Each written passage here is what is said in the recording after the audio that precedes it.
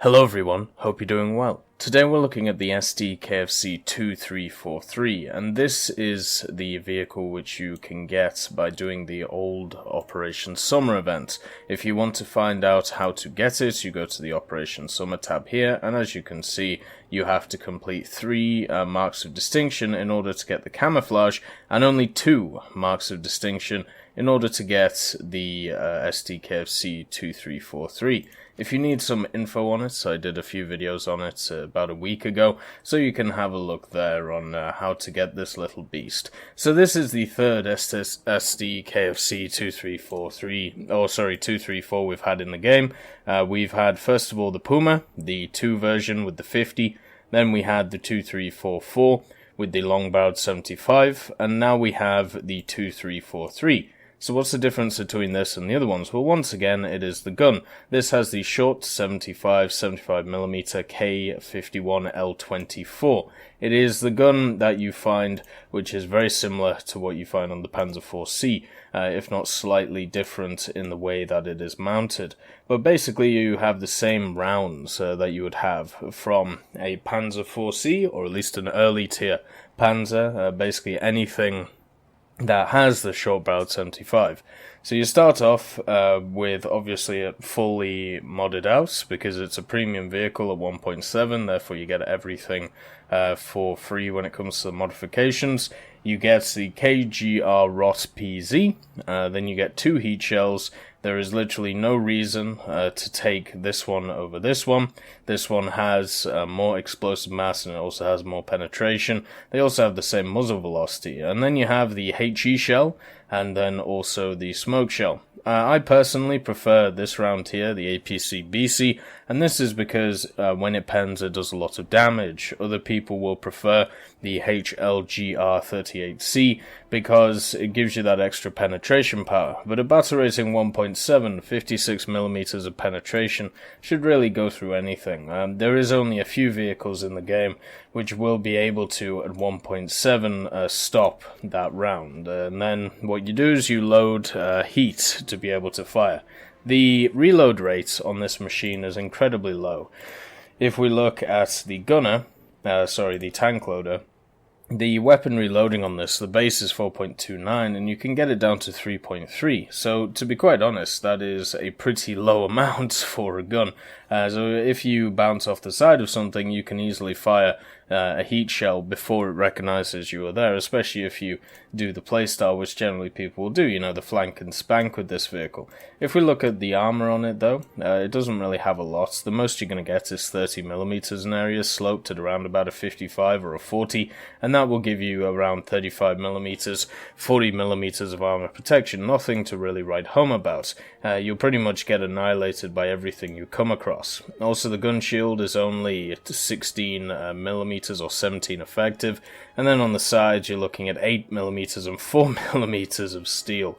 The wheels are 10mm, the booty is 10mm, so overall what you have is a machine that isn't very heavily armoured, has a decent gun on it, and is quite nippy to boot. And the reason why it's nippy is because it's light, and it also has a 210 horsepower engine, with only 11.5 tons having to move.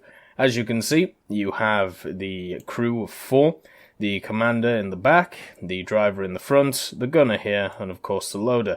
The commander is technically a second driver, but it doesn't act like that in game. So if your driver gets knocked out, you still have to replace him with the commander if he does get knocked out.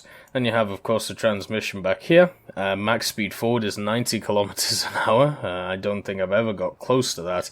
And of course the Gear 7. And since this is a vehicle which is designed to be able to go the fastest speed forwards and also backwards, you can see you have the same amount of gears going either way. So if you want to speed around the battlefield backwards, you can do so, but just remember, your gun isn't going to be pointing the correct way. Overall, the survivability on this machine isn't great. If you just shoot it center mass here, you should be able to knock out the 3 crew that is required to annihilate this thing in tank realistic. When we look at other things, it obviously gets artillery.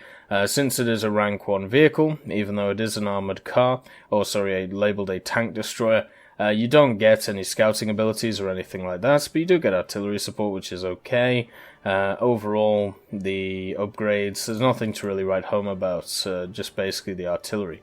One of the things which is nice about it is if you do 3 of the marks of distinction instead of 2, you do get a nice skin. So this is a standard one, then you get the bicolor one, then we have the wonderful spots, which is the one which you see the most, I would say, in German vehicles if people have unlocked all of the camouflages. You of course have the winter, which is very simple, just paint it white, and then you have the waves, which is the premium winter camouflage, a bit of everything.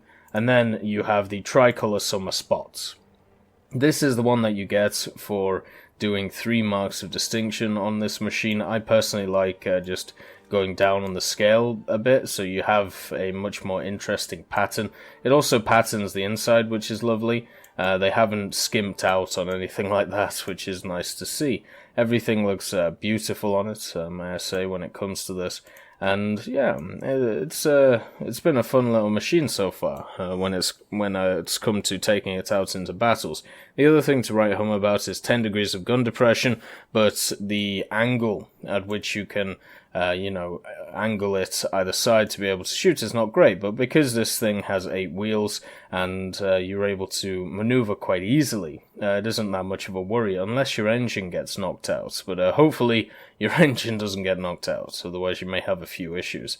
The general history of this machine, if you want to see it, I did a video looking at the 2342, and I went through the history of this machine and also the other machines such as the 2341, the 2343, and the 2344. So I'm not going to go through it again, but if you want to see it, please go and watch that video. So since I've said that, let's get into some gameplay. The 2343 joins a list of very mobile vehicles which can easily be up-tiered if required, and the reason why it can is because of this 100mm heat. The only difference between this and something like a 2344 is the fact that the 4 can be up-tiered more because of the long-barreled 75. So with the short-barreled 75 version, what you're getting is a speedy machine with a very quick reload and also a lot of maneuverability, which can't always drive straight. But the main great thing about these vehicles, the Sd.Kfz.234s in general, is the speed that they get around on the battlefield. Because of this, you're able to do things which a lot of other vehicles can't. You're able to get to areas before others are going to even contest for them, and that means you can set yourself up in a position where you can go after an enemy without him even thinking that you are there. Also, with this idea of fighting at BR 1.7, even though this thing can get up-tiered easily, if you want to fight at 1.7, you have a pretty solid lineup. There's a lot of vehicles around rank 1 for Germany which are quite strong. You've got the Panzer IVs, the Panzer IIIs as your mainstay, and then, of course, you have all of the AA machines, the Flak Panzer with its HVAP, incredibly effective as an AA and also a tank destroyer. You even have access to the HE-111H3 if you want to get involved with some medium bombing. You also have the HE-112s. You have a bunch of different gift and premium vehicles you can use, including the 189 Uhu. There's a lineup you can build around the Sd.Kfz.234, which is incredibly fun to use. Now, when we talk about grinding, obviously this isn't going to be a vehicle that's going to be great at that. Unless you are a person who is just starting the German tech tree, then this is something for you. But the majority of people have got past rank 1 and rank 2, at least the ones who will have this vehicle, because you need at least rank 3 to be able to use it. The camouflage is a nice little add-on to what we have got in the past. If you look at many camouflages, especially from the festival event earlier this year and Operation Summer last year, what we saw was very bland camouflages. And this year, at least, it's still technically historically accurate, but it's got a little bit of pizzazz to it. The idea of yellows, reds, greens, all of these wonderful things coming together is a nice colour change from the drab brown and green which we normally see. The reload and the gun are the main two differences between this and the other Sd.Kfzs, so focusing on them I think is important. All of the other aspects are exactly the same, meaning that the same rules can apply. Flank and spank if you want to. At your level you still have a very good gun. Make sure that you shoot first, and the stabilization on the gun is not too bad, it's a little bit iffy, and also artillery is your worst friend. So with that said, now let's focus on the gun. With around about a 3.5 second to 4 second reload with a half aced crew, what you're going to get is a gun which is incredibly rapid fire when it comes to dealing damage. Now you may need this, because if you look at the muzzle velocity on the rounds that you're going to be using, the APHE or the APC-BC, 350 meters per second is not very high. Then if you change to heat, you're looking at 450. Once again, not a lot. This means that if you are trying to engage at longer distances, it's going to be quite hard to hit. So using the speed and maneuverability of this machine to get in close, but also staying away from fire, is the way you're going to have to do it. One of the criticisms I have of the early Panzer IVs, which also mount this short barrel 75, is the turret itself is incredibly slow, and the traverse of the machines is not that good either. Well, with the 2343, this is fixed by having really good traverse, even though the gun itself can be a little bit bouncy while it's moving around, even though still quite stable for how fast you're going. The major issue that you have with other machines is not present with this. So the actual getting gun on target aspect of the 2343 is incredibly good, as long as you're not in a tight compartment. Obviously having a front mounted gun is something that you have to get used to, meaning that you have to understand the length of your vehicle, so you can't be able to sit it in a place where your arse is going to be stuck out, to be quite honest. Hull brake is also an issue with this machine, but at the level that you find this, rank 1 BR 1.7, you're not really going to run into that. It's not, there's only a few vehicles at that level which can hull brake you, and at that point, if they hit you, you're going to die anyway. The main issue with that is, of course, the artillery mechanic. So if people are starting to throw artillery around, then you may have a few issues with that. But if you're trying to kill this thing, just shoot it straight in the center, anywhere on the front. It would be incredible if you ricochet. I've seen a lot of people try and shoot the top parts where the gun is, where the gun shield is, but the best thing to do is just to shoot it center mass. If you shoot the gun shield, you might kill the gunner and knock it out of action until it has to get that gunner back. But if you shoot center mass, you kill the loader, gunner, and driver, meaning that if you don't kill one of them, it's either going to be immobilized or its gun's not going to work. So that is the place to go for. Another thing that has to be taken into account when we're talking about realistic is the complete openness of the turret of this thing. If you want to call it a turret, I would personally call it a superstructure. So with that said, what you have is 3 of your crew members are exposed at all times, depending on what angle that the plane comes from. So if it comes from the back, your driver, loader, gunner are all exposed. If it comes from the front, then your commander, gunner, and loader are also exposed. So one pass can annihilate this, and because it doesn't have a lot of armor on the top of it, you could even immobilize it or take out, some other stuff along the way. Overall, this thing is going to be a first spawn vehicle because of that. You can't be taking it as a second or third, because what you run into is aircraft which have spawned in, and they'll just annihilate you. It isn't something that you can do a lot against. This is not a vehicle which is designed to deal with aircraft. This is not a Flak Panzer or something with a little bit more armor, such as a Panzer IV, which can maybe stave off the machine guns. The 2343 is incredibly susceptible to stuff like that. But if we look at it from a tank-on-tank perspective, it takes a bunch of top-tier ideas and brings them into bottom-tier.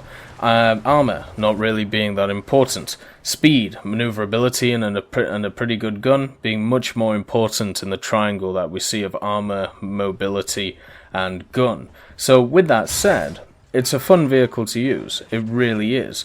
Is it a good gift vehicle? Now, this is another question. For me personally, I don't think it's a good gift vehicle. The reason for this is because I want to see more armoured cars in tech trees. I don't like the fact that the M8 is a gift premium. I don't like the fact that the 234, the 2343 are gift premiums. I would rather see some weird and wacky stuff instead of things which were mass-produced and used at a quite large level for either reconnaissance or, troop cover, stuff like that, or troop help, or whatever you want to call it. But the main thing is, I would prefer if these vehicles were put in the actual tech trees, because then we set a precedent where other armoured cars from other nations, such as the Soviet ones, or once again the British ones, where we have one being a gift vehicle, we set ourselves up to take away these vehicles from the main tech trees and from the main player base. And since the 234s are quite well known, I think that shouldn't be the case. Also with the M8 Greyhound, this should not be a vehicle that is just stuck in gift hell. So with that said, even though it's a fun vehicle, even though it is something to grind for, which if you have the opportunity, I would definitely say to do so, I personally wish it wasn't a gift vehicle and we had got something else which was a bit more weird and wacky and maybe not as good. Anyway, I hope you all have a wonderful day, and I'll see you next time.